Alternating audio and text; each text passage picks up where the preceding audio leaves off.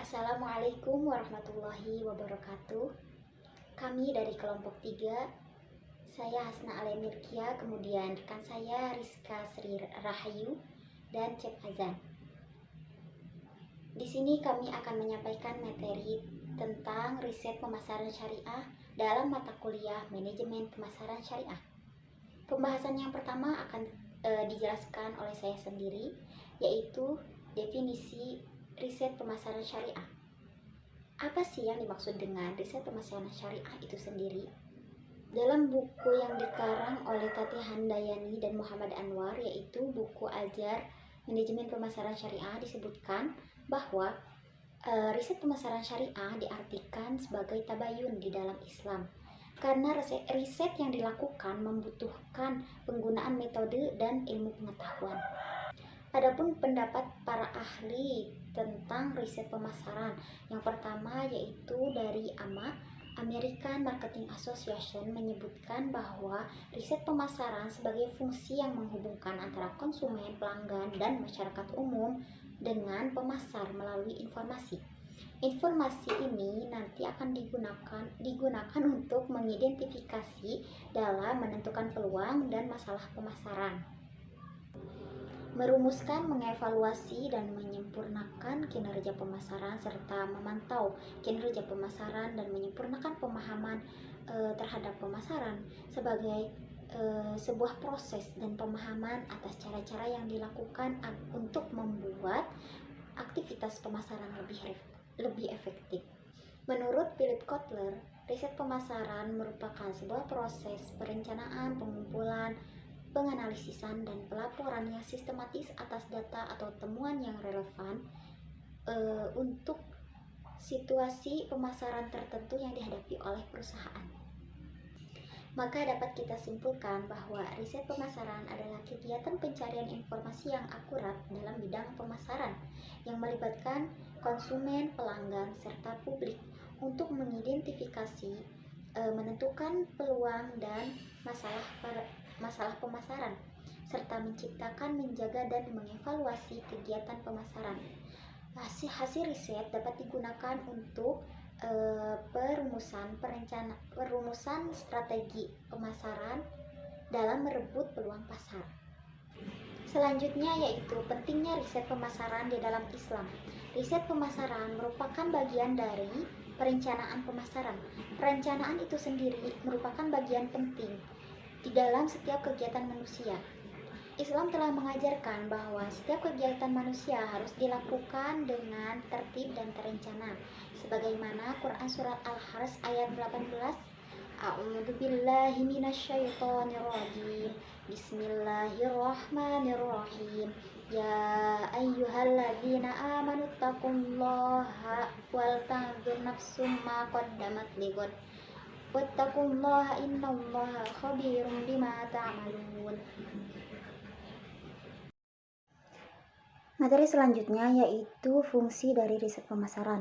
Riset pemasaran bagaikan mata dan telinga perusahaan untuk mengetahui apa yang diinginkan oleh konsumen dan apa yang diresahkan oleh konsumen. Fungsi dari riset pemasaran yang utama ada 3. Yang pertama yaitu evaluating, kemudian understanding, dan terakhir predicting. Evaluating dilakukan untuk mengevaluasi program-program pemasaran yang telah dilakukan sebelumnya. Fungsi ini juga digunakan untuk mengetahui perusahaan tentang review brand position terhadap produk pesaing. Kemudian yang kedua adalah understanding. Fungsi ini lebih dicondongkan kepada untuk memahami konsumen. Maksudnya yaitu perusahaan akan mengetahui apa yang dikeluhkan oleh konsumen dan apa yang diinginkan oleh konsumen, karena konsumen termasuk kepada inside perusahaan atau sesuatu yang penting di dalam perusahaan. Kemudian yang terakhir yaitu predicting. Fungsi ini memang sangat sulit dilakukan karena karena fungsi ini sangatlah sulit dilakukan karena beresiko, karena sifat dari memprediksi dalam riset pemasaran itu sifatnya relatif. Yang selanjutnya yaitu proses dari riset pemasaran. Yang pertama dibagi menjadi dua. Yang pertama ada riset identifikasi masalah, kemudian riset pemecahan masalah. Riset identifikasi masalah maksudnya yaitu riset ini membantu untuk mengidentifikasi masalah yang belum muncul ke permukaan atau bisa jadi muncul di masa depan. Kemudian yang kedua yaitu riset pemecahan masalah. Maksudnya yaitu riset ini dilakukan agar diperoleh solusi yang dapat digunakan untuk pengambilan keputusan dalam suatu masalah secara spesifik. Adapun tahapan atau proses yang dilakukan dalam riset pemasaran atau langkah-langkah yang dilakukan, yaitu ada 6 langkah. Yang pertama, melakukan perumusan masalah, kemudian penentuan desain riset. Yang ketiga yaitu perencanaan pengumpulan data, kemudian yang keempat sampel dan pengumpulan data, kemudian hasil dan interpretasi data, yang terakhir laporan riset. Untuk materi selanjutnya akan disampaikan oleh rekan saya. Assalamualaikum warahmatullahi wabarakatuh. Di sini saya akan melanjutkan dan menjelaskan metode penelitian pemasaran. Di sini ada 3 metode, yaitu kuesioner adalah kuesioner merupakan metode riset pemasaran dengan cara memberikan daftar pertanyaan tentang data yang kita inginkan dan perlukan untuk jenis bisnis yang dipilih. Sebelum melakukan riset ini, kita perlu menyiapkan calon responden.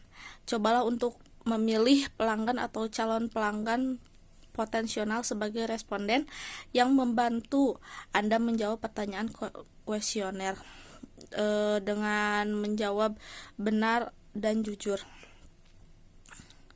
Yang kedua, adanya focus group. Metode riset pemasaran yang kedua ini adalah dengan membuat grup diskusi. Anda dapat membuat sebuah grup atau kelompok yang terdiri dari 15 orang atau lebih. Grup tersebut berisi 1 moderator, 3 orang peneliti, dan peserta responden. Moderator bertugas untuk mengarahkan jalannya diskusi, penelitian bertugas merekam dan mencatat pengamatan mereka atas respon, reaksi, dan komentar pelanggan. Forum grup diskusi ini bisa dilakukan dengan mengambil kelompok yang berbeda maupun kelompok yang memiliki minat yang sama. Yang ketiga, adanya survei. Metode ini dilakukan dengan cara mengajukan pertanyaan. Pertanyaan itu baik yang sederhana tentang produk atau jasa yang akan Anda riset. Pemilihan responden biasanya dilakukan secara acak dan berdasarkan kesukarelaan. Survei ini berbeda dengan kuesioner atau survei cenderung lebih singkat dari kuesioner. Survei sangat mudah dilakukan secara online. Survei secara online mendapatkan respon yang lebih cepat. Jadi, jika Anda menggunakan metode ini dalam riset pemasaran, maka Anda akan melakukan hal yang positif. Dari 3 poin tadi, adanya kesimpulan metode riset pemasaran. Riset pemasaran sangat disarankan untuk Anda yang ingin tahu atau baru membuka dan atau menjalankan bisnis baru. Selain itu, jika Anda akan mengeluarkan produk baru, juga sangat penting untuk mengeluarkan riset pasar terlebih dahulu. Beberapa biaya mungkin akan dikeluarkan pada saat riset, tetapi jika berhasil maka keuntungan akan lebih banyak didapat nantinya. Selain itu, jika Anda sudah memiliki produk sebelumnya dengan menggunakan metode riset pasar seperti yang disebutkan di atas tadi, Anda mampu membuat produk yang lebih sesuai dan cocok untuk market yang Anda pilih. Dengan begitu, pelanggan akan lebih menyukai produk yang perusahaan Anda buat dan akan membuat perusahaan menunjang penjualan produk Anda lebih tinggi. Begitu, kita akan melanjutkan ke yang kedua. Materi selanjutnya adanya langkah penyusunan atau perencanaan pemasaran. Penyusunan perencanaan pemasaran bisnis membutuhkan beberapa komponen yang harus terlibat. Marketing plan biasanya mencakup beberapa elemen termasuk deskripsi pesaing, permintaan akan produk atau layanan yang ditawarkan, kekuatan dan kelemahan dari sudut pandang pasar baik bisnis maupun pesaing. Rencana pemasaran merupakan alat yang perlu digunakan setiap hari untuk membantu organisasi menjangkau target pasar dan target keuntungan. Semua bisnis harus memahami pasar yang dibidik dan menjadi dasar dalam membuat marketing plan. Ada beberapa penyusunan perencanaan pemasaran. Yang pertama adalah melakukan analisis situasi. Salah satu komponen utama dalam memulai penyusunan marketing adalah dengan analisis SWOT. Dengan adanya analisis SWOT, maka manajer pemasaran perusahaan dapat membuat pemetaan bagaimana peluang dan permasalahan yang mungkin muncul di pasar serta apa kekuatan dan kelemahan perusahaan untuk mencapai tujuan pemasaran. Poin kedua adanya menetapkan tujuan dan sasaran. Setelah melakukan analisis SWOT, marketing plan dilanjutkan dengan menetapkan sasaran atau target pemasaran. Misalnya, mengidentifikasi siapa saja yang membutuhkan produk tersebut dan kemana produk tersebut harus dipasarkan. Ketika sudah mengetahui ke arah mana pemasaran harus dilakukan, dapat dilakukan penyusunan strategis untuk mencapai target tersebut. Strategi pemasaran penting dilakukan untuk meminimalkan anggaran dan yang diperlukan untuk promosi, namun dengan keuntungan yang sangat maksimal.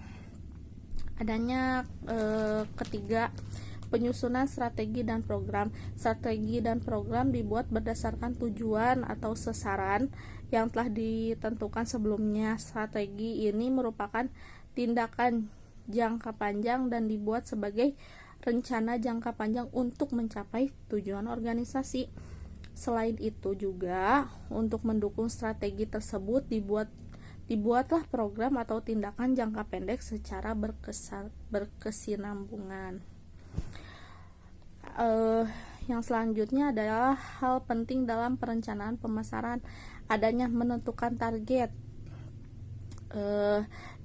Jangan menentukan target marketing secara general, sebab hal itu merupakan langkah yang sangat buruk. Karena itu perlu membuat segmentasi konsumen agar pemasaran yang Anda lakukan tepat sasaran dan Anda juga dapat dengan mudah membangun hubungan personal dan para calon konsumen.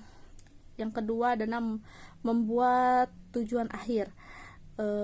Membuat tujuan marketing dalam usaha atau bisnis dalam jangka waktu tertentu. Yang ketiga, menentukan kanal pemasaran. Sebelum melakukan pemasaran, sebaiknya Anda menentukan kanal apa yang Anda ingin pakai. Sebaiknya kenali terlebih dahulu konsumen dan analisis media apa yang paling banyak digunakan para konsumen Anda. Karena itu, buatlah kanal pemasaran yang sesuai dengan karakteristik dan usia para konsumen Anda. Yang keempat, membentuknya tim. Ketika akan membuat sebuah rencana marketing, sebaiknya Anda membuat tim yang di dalamnya diisi dengan para karyawan dan komponen. Jika kesulitan dalam mencari orang tersebut dalam perusahaan Anda, maka Anda dapat memanfaatkan bantuan dari perusahaan jasa konsultan untuk merencanakan marketing perusahaan Anda. Yang terakhir adalah membuat budget marketing. Yang terakhir, memperkirakan seberapa besar budget marketing yang dibutuhkan untuk bisnis Anda. Budget marketing yang Anda buat sebaiknya konsisten dengan pertumbuhan yang Anda inginkan. Jika Anda memutuskan untuk menetapkan budget marketing setiap bulannya, maka tentu akan sulit untuk mengukur pertumbuhan dari bisnis Anda.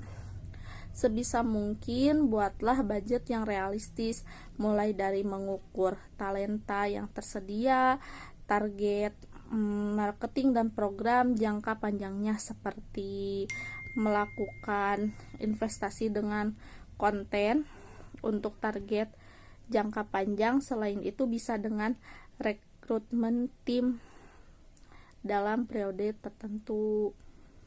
Begitu. Itu yang bisa saya sampaikan. Terima kasih. Assalamualaikum warahmatullahi wabarakatuh.